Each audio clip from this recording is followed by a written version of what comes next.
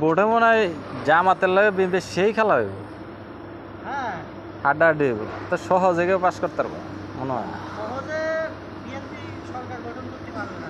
মনে হয় না।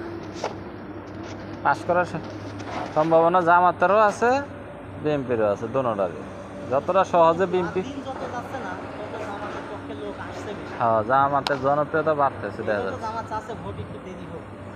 বিএনপি চাচ্ছে কি জানেন, যেদিন কিন্তু হাসিনা বলে তার পরের দিনই ভোট। পরের দিনই চাইছিল ভোটে, হ্যাঁ গো, তখন জনপ্রিয়তাটা তুঙ্গে ছিল। হ্যাঁ সেই হ্যাঁ বুঝতে পারছে, হ্যাঁ গো কন্ট্রোল করতে পারবো না।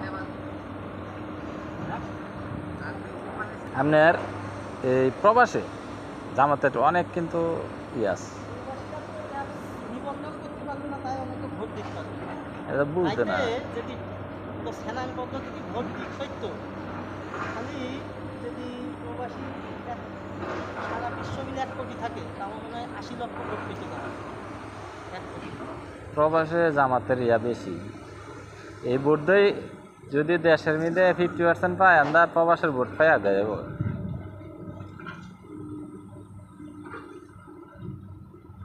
দেখা যাক যেই পাস করে, আমার কথা দেশের ভালো করাটাই ছিল। তবে এবার দল থাকবে চাঙ্গা, হ্যাঁ এটা ঠিক আছে, বুঝলেন?